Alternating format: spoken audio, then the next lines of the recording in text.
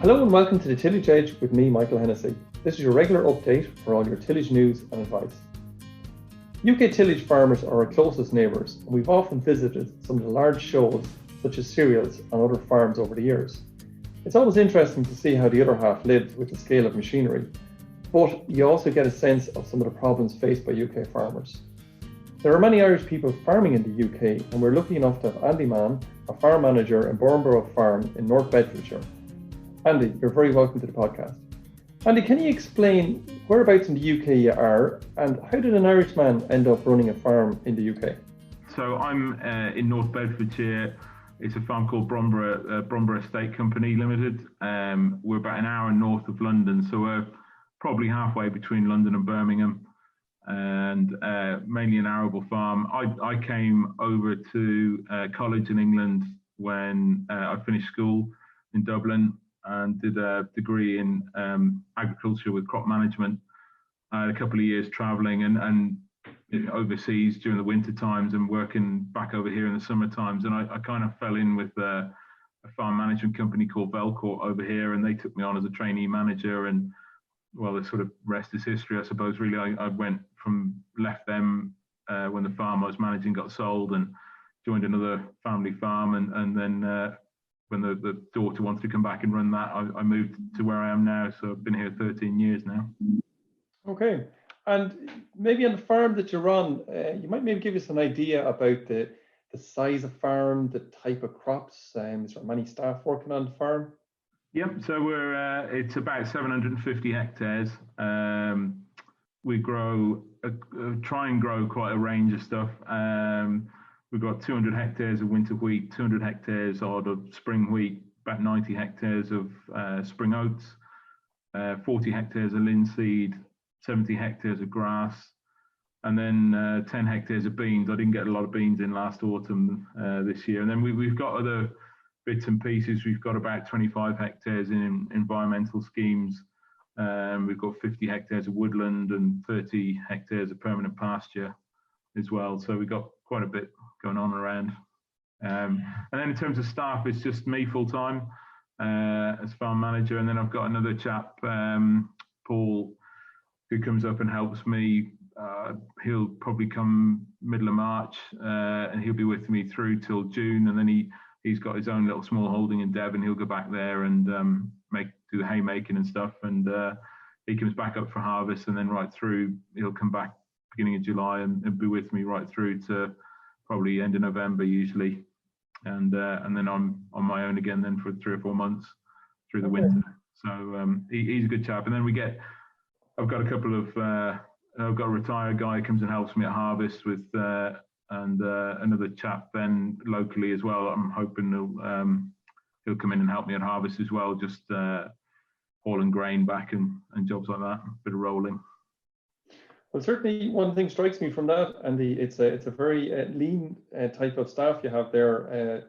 There's not a huge amount of people working on it. Just before we get into that a little bit, just in terms of owned and rented land, is it all owned, or is there a mix? So the majority is owned. 600 hectares is owned, and then 150 hectares we rent in from a next door neighbour. So that's just on a flat rent. We just signed up a new agreement with them, so for another 5 years.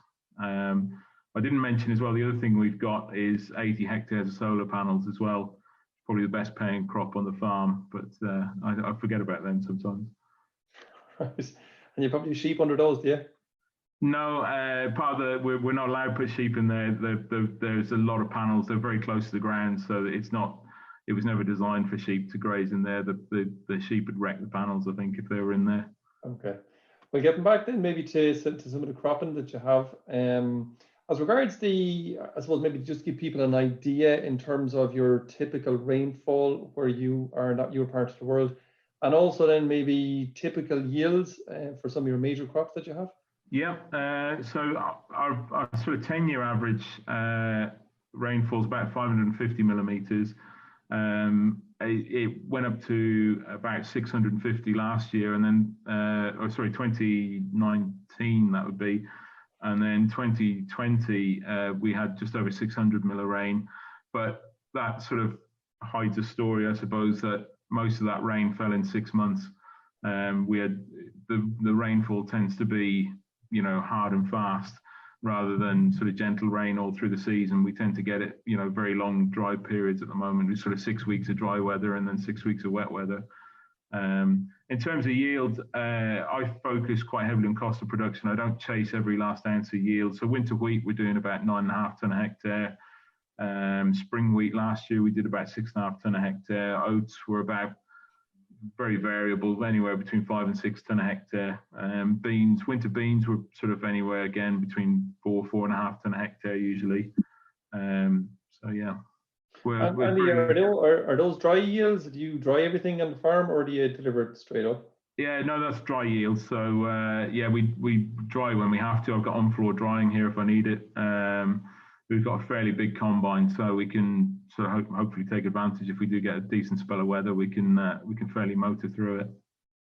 Okay. Yeah. Well, look, I mean, they're still very respectable yields nonetheless. And I suppose for context, in Oak Park, our average rainfall is around 850 a year, and maybe you could argue it's a bit more gentle across the year, but we do get those banks of various different bits of weather as well. So when we met you about, I don't know, just probably 4 or 5 years ago, I think now we came across and visited you. You were in the process of changing from a plough-based system, and you had a kind of strip till system on the go at that stage. Has that evolved on your farm since, or where are you now? Yeah, so prior to 2012, I came here in 2008, and up to 2012, we had 2 full-time members of staff and a couple of harvest students as well. We were running a plough and a min-till system, so we had like a sumo trio type, disc, deep tine and packer type cultivator, and ploughs and presses, and running a sort of cultivator drill then. In 2012, we had a horrendous harvest. It started raining beginning of June and didn't really stop, if I'm honest. We had a break in September, and then it started raining again in October. We just about got what we had harvested, but there was no grain in the air, hardly. Our yields were down sort of over 50%. It was a terrible year. We got the combine stuck. I mean, it was horrendous.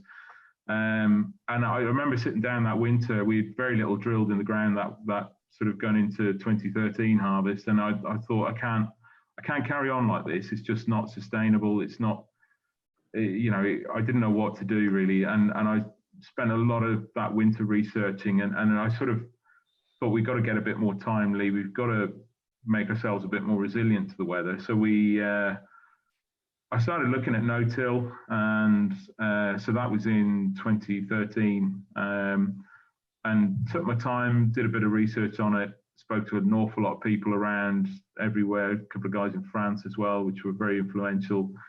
And I thought I didn't want to quite jump being a farm manager. I suppose if things go badly wrong, I could always get sacked, and it leaves me in a bit of a pickle. So we sort of took it step by step, and the first step was to move to strip till. So we bought a Missouri drill, which is, I think we'd had that a year when you arrived, Michael, over with a few lads from Chargos to have a look, and that went very well. But the problem with that was we've got a bad blackgrass problem, and if you're moving that amount of soil at drilling, you're not going to help your blackgrass issues. And so it was a bit of a wrench. After 2 years of that, I came to the conclusion that the blackgrass was probably getting a little bit worse. Our yields were very good, and it was a superb drill and everything, but with blackgrass, you need every little bit of help you can get. And I just felt with the soil health, we needed to move a bit further. So we bought a cross slot drill, a 5 meter cross slot drill, and that was running really well. And we, I think we'd managed that transition from cultivations to no-till quite well. We didn't see a drop off in performance. We're growing a lot of cover crops before spring crops, and we widened out our rotation quite a bit to grow more spring crops. But so yeah, we underwent quite a bit of change, and the cross lot was going well. And then we had a series of events probably started to come on the horizon 2 years ago, 18 months, 2 years ago now. One of the partners in the farm, there's 3 people that own the estate here. One of them wanted out, so she needed to be bought out. I had a workman working for me. He handed his notice in. So it's just me and Paul at that point. And I thought it was a bit we needed to change because the cross-lot was a great drill, but we were effectively had a self-propelled drill. We had a big tractor pulling it. Took a lot of horsepower to pull it. And there was limitations in the system. So I ended up having a big review. We decided not to replace the full-time guy. And we've dropped back to now we've got two 220 horsepower tractors. I've got a 6-meter Horizon disc drill, an 8-meter Horsch tine drill that I bought very cheap and very second-hand. I sold a self-propelled sprayer and moved to a trail sprayer. So we've simplified our system. I mean, I haven't got a lot really. We've got a 6-meter carrier which gets used occasionally, the 2 drills and the sprayer, a vert spreader and a set of rolls. And that was based, Andy, primarily around, was it staff and efficiency, or was money involved in it as well, or was it all of the above? All of the above, probably, Michael. You know, I knew we could get our cost of production lower with an eye on Brexit and an eye on cap reform / Brexit. I knew we needed to get our cost of production lower again. And I'd say it's as low as we can go now. So we've got, you know, all our machinery's bought and paid for now. You know, we establishing a crop, we're probably using about 3 litres of diesel a hectare. I don't think I can get it much lower than that, to be quite honest. We're if you turn on the heater, I'd say they might go up by a litre or so. Yeah, turn the aircon off. Yeah, yeah. You know, I keep a real, and that's why I don't probably chase yield as much. I use the environmental schemes that we've got over here very carefully to sort of take the poor areas out of production, smaller fields or awkward corners. So we've squared things up so we can, you know, we've got a lot of drilling capacity with those 2 drills. We don't tend to run both drills together. It gets a bit too much to try and run with just 2 of us here. So we tend to run 1 drill and run it hard sort of thing when we are drilling and stuff. So we hit timeliness pretty well, and yeah, you know, I'm happy with what we've got with the system we've got. You know, it's worked so far. We're 12 months down with all this new equipment, and you know, we haven't seen a drop off in performance. I'm pretty happy with it. And Andy, you mentioned your cost of production. Where do you think your cost of production of wheat is, winter wheat? I haven't got them to hand, but I know we benchmark our cost of production, and it's pretty good actually. We're 400 odd farms that we benchmark against. We're certainly in the top 10%. So for the other farms, as you're looking around your locality, obviously you've changed your system quite a lot in terms of your establishment system. Is that a trend in around where you are, or are you a bit of an early adopter, as they might call you? I'd say I'm a fairly early adopter around here. There's other guys starting to dabble in it a little bit. Of my immediate neighbours, there's nobody that would consider not ploughing. And a lot of them, in fact, would tell me that, you know, what I'm doing is absolutely mad, and, you know, you can't no-till on heavy ground. But, you know, a little bit further afield, there's younger guys coming back to family farms, and they're taking it on. They can see that, you know, they need to get their costs down, and they need to farm a bit more sustainably. And that's, they're looking to, you know, I'm talking to quite a few guys now, and you know, giving them hopefully they're learning from my mistakes. So when you're looking at your system and the change of your system from, as your neighbours call it, your MAD, to you know, from a plough-based system to your MAD type scenario, do you see any major problems coming on the horizon? And maybe also within that same question, how much have you yourself had to change to adapt to your new system? That's a good question, Michael. I've had to change massively. It's a massive change in mindset. Gabe Brown, who's you know, one of the sort of leading guys in no-till over in the States, always says that you need to be quite lazy to farm no-till. You've got to be very patient. You know, in the spring, when I see my neighbours starting to drill, I know that I need to be about a week behind them. Really, you need to let the soil warm up a bit. It's just, it takes a bit more thinking about, a little bit more management perhaps. It's not as foolproof, or certainly in the early years, you need to be a bit more on the ball. You can't sort of be too relaxed about it, but it's a very different change in mindset. And it's all, you know, the temptation is always to do a bit of cultivation or do a bit of that. you can't do that. You need to really just sit on your hands, particularly after harvest. That gap between harvest and drilling, which admittedly wasn't very long last year, but it's finding, to not do it. It's hard to not do anything. That was the biggest change in mindset, I suppose. Is it riskier, do you think, than a plough-based system? No, I don't think so. If anything, I'd say we're more resilient to the weather. We've used the same tram lines for 7 years, and I had a conversation with a farmer earlier this week, and he said, God, the ruts he'd made. I mean, the biggest problem I have in the spring is trying to find the tram lines again. We don't tram line with a drill or anything, and we drill at an angle across the tram lines. I can't find them. It's you got to see it to believe it, I think, sometimes. Okay. And in terms of, you mentioned blackgrass, are you getting over that problem by the cultivation system, or is it a combination of the cultivation system and you've obviously a very different rotation in comparison to what we would know maybe around your area that you're in, which would be, I suppose, generally other years very heavily dominated by winter cereals, but yours is quite dominated by spring cereals, I think, just looking at. Yeah, I mean, that's this year's cropping. Traditionally around here, you'd be pretty much all winter cropping and spring crops. I was probably one of the first to start growing spring crops in the area.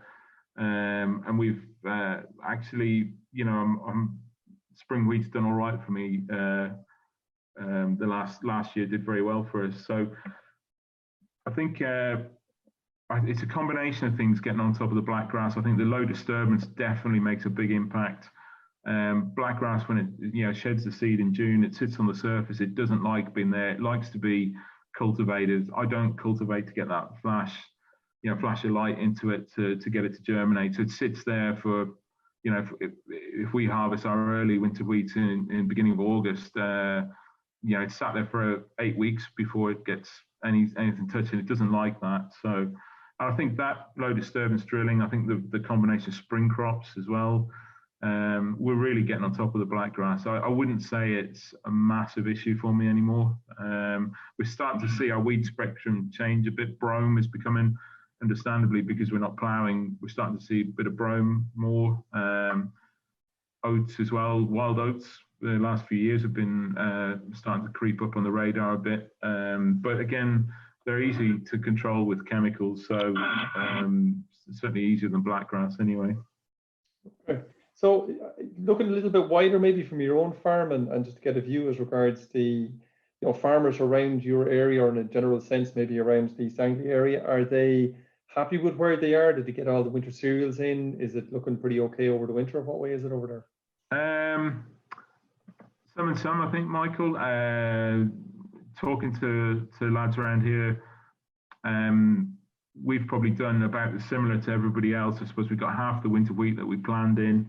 I think that some people are sort of all drilled up. Other lads have got virtually nothing drilled. So there's quite a mix, but I'd say, I don't know, if I had to put a stab on it, I'd probably be very wrong, but I'd say most farmers are probably 70-75% drilled up, certainly a lot better than last year. I think people rushed out and certainly drilled earlier than they did last year.